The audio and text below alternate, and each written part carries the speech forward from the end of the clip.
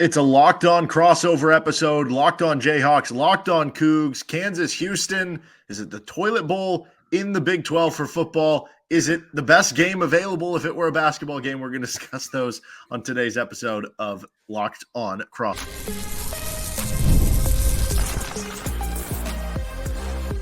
You are Locked On Cougs, your daily podcast on the Houston Cougars, part of the Locked On Podcast Network, your team every day.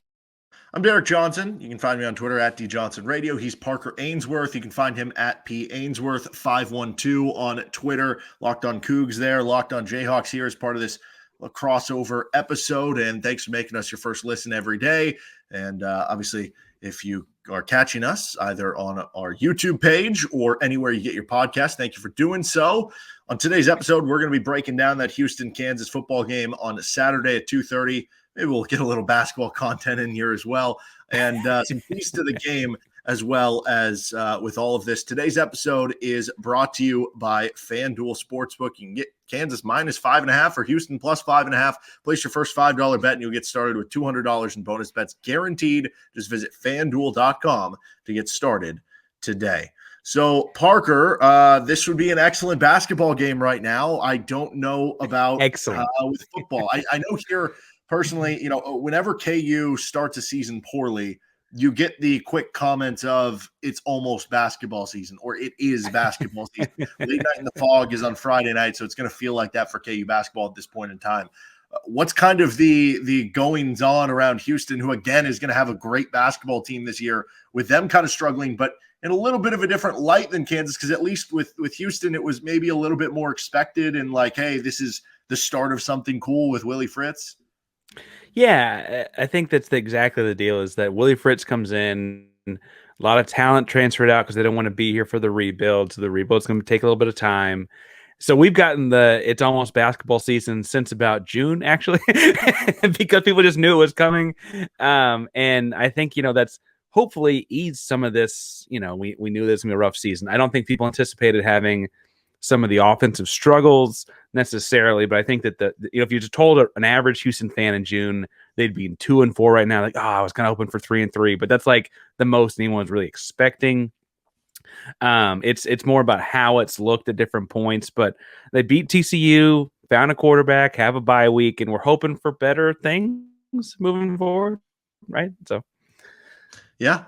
And when I look at Houston, I see a team that, I don't know, with Willie Fritz, maybe this is just my bias about him. I think he's an excellent head coach. Like, I just expect Willie Fritz teams to be tough, to be physical, to be fundamentally sound.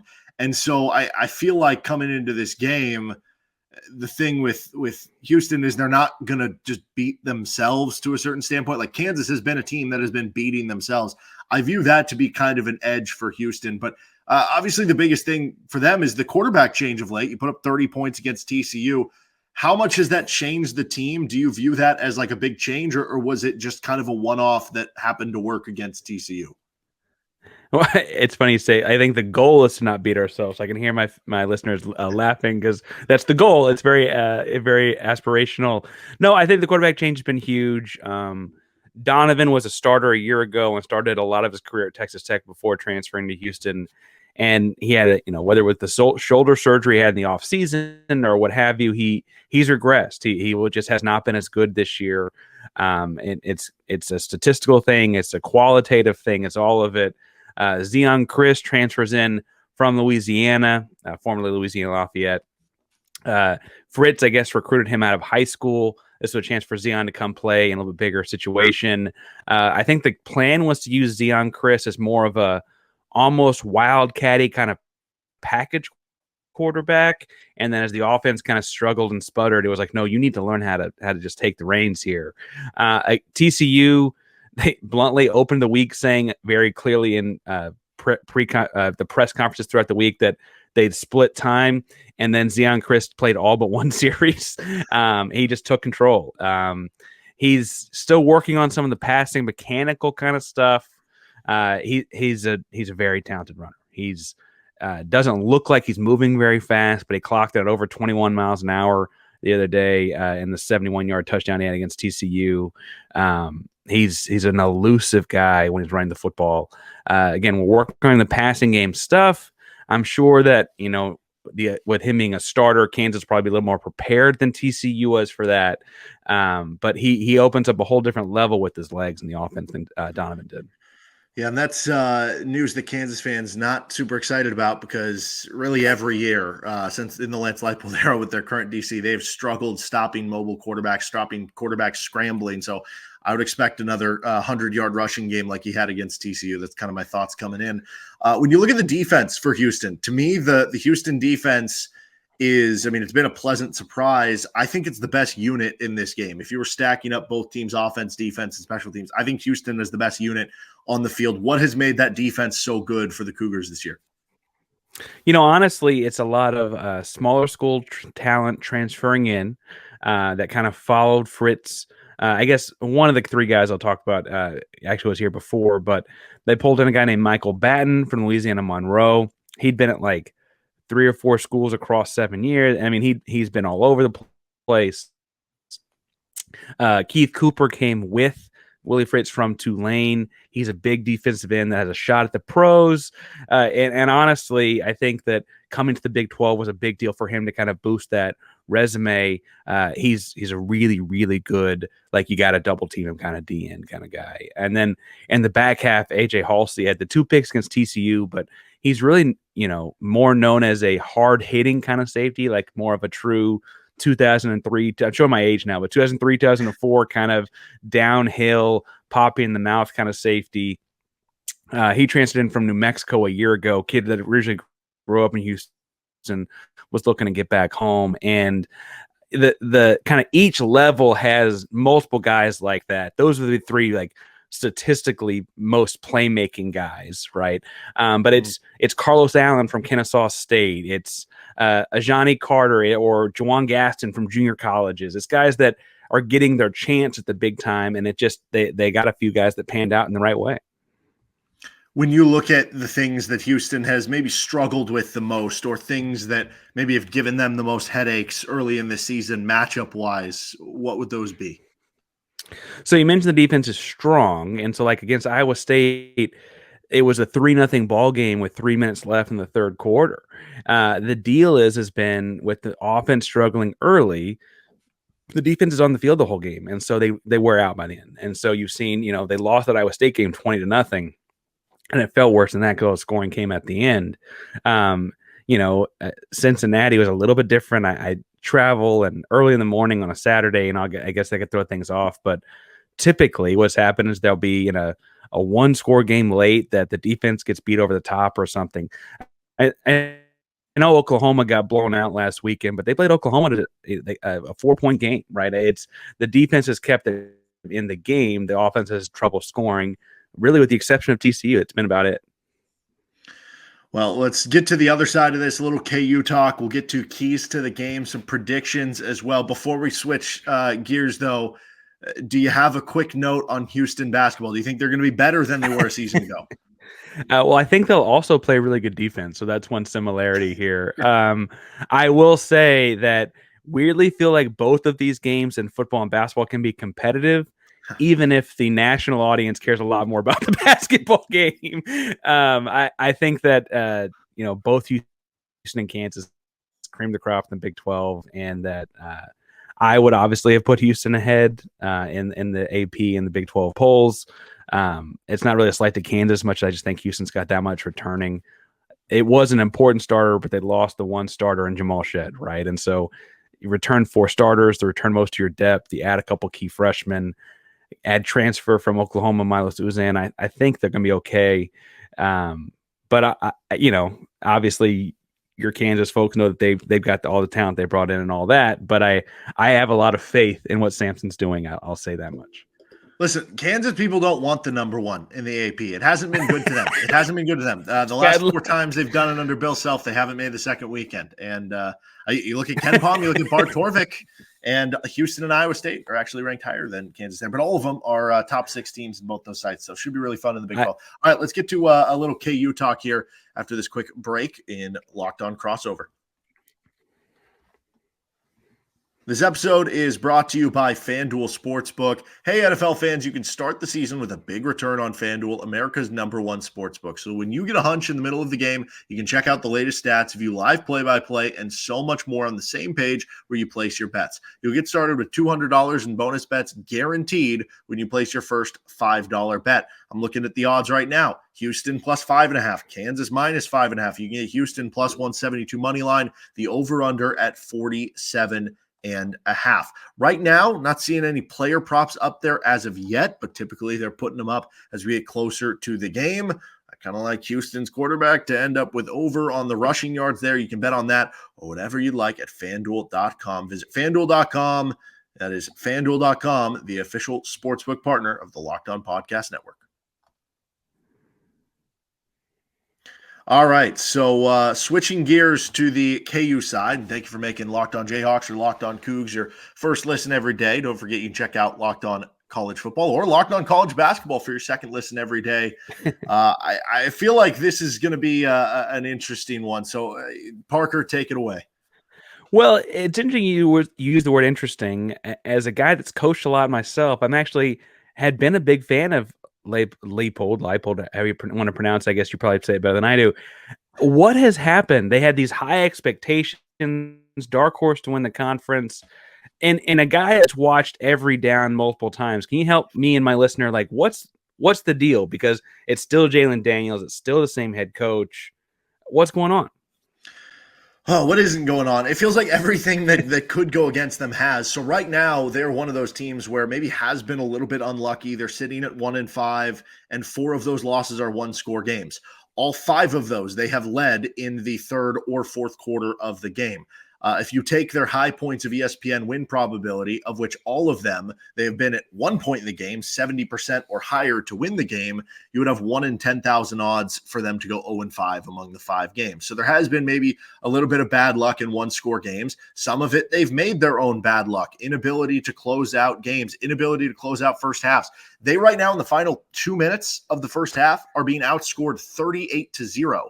And in 5 games where you've been outscored by less than that, that's a pretty big number to go against you. And in all of them, you've had the ball in the final 4 minutes, but were unable to sustain drives, ended up giving up the ball, or maybe had a pick six here or there that led to an issue going the other way. So it's been the little things. It's been not being disciplined fully. It's been the new offensive coordinator in. Their previous offensive coordinator left for Penn State. He's doing big things.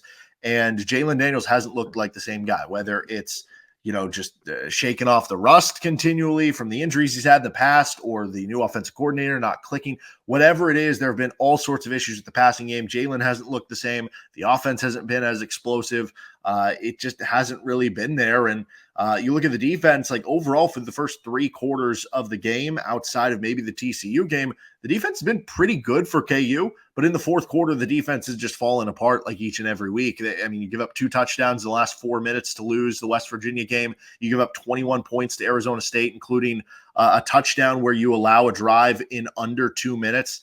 They got the ball with a little above the 2-minute warning and ended up scoring with around 20-30 seconds, and they only threw 1 pass the whole drive. Like, just everything that could go wrong has gone wrong. They've had some injuries here and there. It's just been kind of a nightmare season.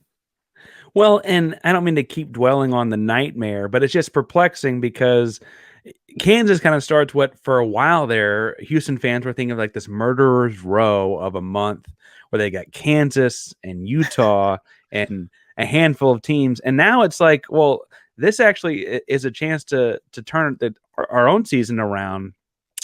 Do you feel like it's something that Kansas could work out in a bye week, or are you worried about it being bigger than that? No, I do think it is bigger than that. You look at the struggles they've had with the new offensive coordinator in there, like that's not going away.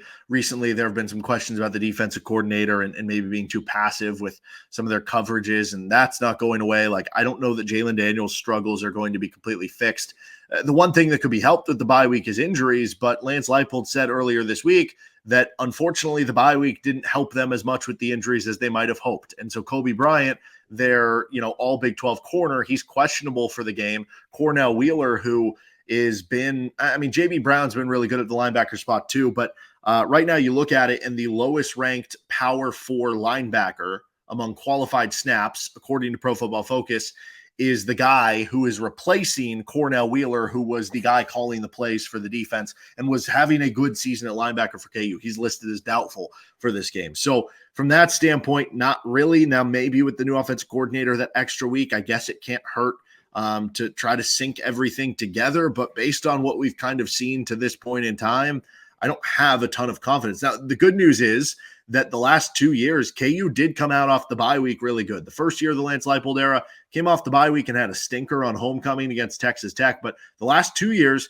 you go back to 2 years ago, they came off the bye and beat Oklahoma State by 21 points to become bowl eligible for the first time in over a decade. And then you go back to last year, coming off the bye, they beat Oklahoma, which was, as Jason Benetti called it, a generational win for Kansas. And maybe they can have a little bit more off the bye this week. But there's a little bit of a counter to that. This game is being played at Arrowhead Stadium. Their new stadium is still under construction. And in Kansas City, it's about a 45-minute, hour drive. How many fans are really going to be in attendance for this? It's not a big ticket item. Kansas is struggling. Late night in the fog the night before.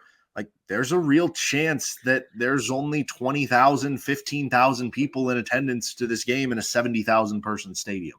Well, and that actually segues me into what I was going to get into at some point in this segment is, do you think that's playing a bigger role than maybe a national perspective would understand, or maybe even than Kansas anticipated, because they don't get a real home game this year?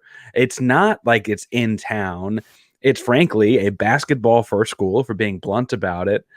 They've got good players like Mello Dotson. I would argue is a good player, and they've got talented guys. When I watch their stuff on YouTube and trying to watch some tape, but also they can't seem to put it together. Do you think that lack of a home field is playing that big of a role? I mean, it can't help, certainly. The weird thing, like, they've always stayed in hotels in the Kansas City area, even when they are at home, just to, avoid the happenings of downtown Lawrence and everything like that, all the partying and trying to get into whatever. So, like, that's not different. They're still staying there. It's possible that there is a bit of a home crowd environment thing, but like the only other Arrowhead game they've played so far, the TCU game, I think it was listed at like 47,000, which normally Memorial Stadium held around 48, 50,000. So, I mean, it's possible. It's possible that, it's led to a few things here or there, not feeling like you have a home, like maybe somewhere mentally it does matter. But you are right. Like, there is still a lot of talent on this team. And I think that is both what is still giving fans some hope that, hey, maybe you could turn this around, and not that they're going to reach their goals from the preseason, but maybe you could turn this around and get a couple wins over the back half and look more competitive and feel better about where the team is going into next year. But at the same point in time, that's why it's been more frustrating for everybody. The fact that, a lot of Kansas fans have seen a lot of bad football over the years, but you almost expected it, or you knew you didn't have as much talent as the other team. Now, that's not really the case. Like, yeah, sure, maybe TCU is more talented than them, or some of these teams have a little bit more talent at one position or another. But overall, like, I don't know that there's any team they've played so far where you just sat there and went, yeah, that team's way more talented than them. And so I think that's what's made this even more frustrating for KU fans. The spread has shrunk, but Kansas has been a favorite all week. To my surprise, if I'm being really honest. What's the Kansas path to victory here? What do they got to do? Well, when you look at it, it's going to be tough because this has been a running football team, or at least they're best when they run the football. Sometimes Jeff Grimes forgets that. But the problem in this game is that Houston, as you can attest to, has been pretty good against the run so far this season. And so if they make Kansas a pass-first team, what does that look like? And do you actually have to be a pass-first team in this game to win? And then at that point, you're relying on things that haven't worked out for you so far. Then on the defensive side of the football, you've struggled stopping scrambling quarterbacks. So I think it starts right there. Like, what does the bye week do for you? Does it give you more time to scheme up a better defense for stopping a scrambling quarterback? Offensively, like, are you just a little bit more in rhythm? Jalon Daniels, at the very least, probably had his best game of the season last game against Arizona State. There were still some, plays here or there that I'm sure he'd like to have back. But it was his best performance of the season. So if Jalon looks like the guy, and I've been saying this every week, so it's like, at some point it's a broken record. If he looks like the guy we saw from a couple years ago, then I feel good about where this game is going to be for KU. Or if the defense looks like it has in the first 3 quarters of a lot of games for the full 4 quarters of the game, then I feel pretty good about this. But unfortunately, it has been such a rinse and repeat thing for KU so far that, I certainly would not feel comfortable laying 5.5 points right now. Well, I want to talk about what you would feel comfortable laying down in a second, but we got to talk about one new buddy we got here at Locked On Sports first. So without further ado,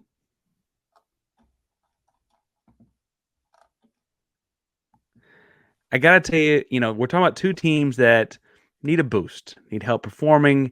They got a lot of things they could really use a little bit extra. And if you ever need that boost or need a little bit extra yourself, it's time to stop worrying about that and get him, so you can feel confident knowing you can get hard and stay hard whenever you're in the mood you need help performing. Hims is changing men's healthcare, providing you with access to affordable sexual health treatments from comfort of your couch. No insurance is needed. Just one low price covers everything from treatments to ongoing care. The process is 100% online. There's no need for uncomfortable doctor visits or anything like that. With hundreds of thousands of trusted subscribers, Hims can help you find the option that works best for you. Start your free visit online today at hims.com/lockedon. That's HIMS.com/lockedon for your personalized ED treatment options. hims.com/lockedon. The products mentioned are chewable compounded products that are not approved by verified or safety for effectiveness by the FDA. Prescriptions require an online consultation with a healthcare provider who will determine if appropriate restrictions apply. See website for details and important safety information. Subscription required. Price varies on product and subscription plan. All right, we're back here with a crossover episode. Locked on Cougs, Locked on Jayhawks. Contrary to popular belief, we're talking football. And Derek, you mentioned that there's bye week things here to be fixed and that there is a path to victory. You said you're not going to be laying down 5.5 points. I guess I want to actually backtrack a sec before we get to like predictive measures or whatever else you want to take this, wherever else you want to take this. Were you surprised to see Kansas was a favorite after being 1-5 the first half of the season? I wasn't totally surprised that they were a favorite. I was surprised by how many points, because it's 5.5 now, but that thing opened, I want to say it was 8.5. It might have been 7.5. And it's worked its way down slowly. I thought that if they would have been favored by 1.5, 2.5 points, like that wouldn't have surprised me at the end of the day, because, even though Houston did kind of dominate TCU, and TCU was kind of the team who beat Kansas the easiest, I guess would be the easiest way of putting that. This league in the Big 12 is just so back and forth. And so Kansas is the home team. Like, they've had a lot of close losses. Like, I can understand why they're favored, but I look at this game and I look, like I said, Houston has the best unit on the field with the defense. I think, I don't know, not that Willie Fritz isn't going to be motivated for a football game, but like, he wanted this job. When Lance Leipold got the job, he wanted this job. And they passed him up to get Lance Leipold, and, it had been working out until this year, to say the least. But I think Willie Fritz has some ties to the Kansas City area. Like, this probably means a little bit extra to him to try to come in and perform. You look at the matchup struggle for KU, stopping a running quarterback. I think there's a lot to like Houston in this game. So I think for Kansas, you have to kind of, I can't even say win the turnover battle, because they did that the last 2 weeks, and you lost both games, unfortunately, the last 2 games that they played. But yeah, I think this comes down to, like, how consistently can you pass the football? Can you avoid turning the ball over yourself? And can you just not beat yourself? Because Kansas has too often beat themselves this season. Can you just play a clean football game for once? Yeah, I would stress too. You mentioned this is a big game for Willie Fritz. He's from Shawnee Mission, Kansas. He went to Pittsburgh State. He coached a handful of different places, including like Central Missouri along his path, like very familiar with that region. And then this like Bayou region are kind of his two necks of the woods. Right. And so he's said, that this week they've got like a lot of tickets with Fritz names on them from family and stuff like that. He's openly admitted that several of them will be wearing royal blue because that's who they grew up rooting for. Like, he understands what he's walking into here. I think he wants to walk away with the win as much as anyone. How I mentioned how big a deal this is for Fritz. How big a deal would this one be for Leipold? Because I don't think he expected to be in this position. No, not at all. And it's tough because at this point in time, like, you look at KU's schedule over the back 6, still have to play at Kansas State, still have to play Iowa State, who looks really good, still have to play at BYU, who looks really good, still have to play Colorado, who, looks like a very solid team at this point in time. It seems unlikely that you're going to be pining for bowl eligibility. At this point, it's just trying to avoid hitting, rock bottom again, trying to avoid bottoming out.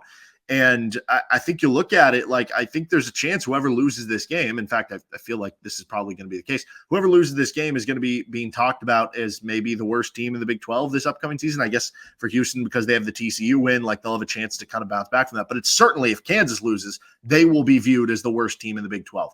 And you cannot reset to where you were a couple of years ago. Like if you're going to have a down year, you're going to have a bad year, make it 3-9, make it 4-8. Don't go 1-11, don't go 2-10.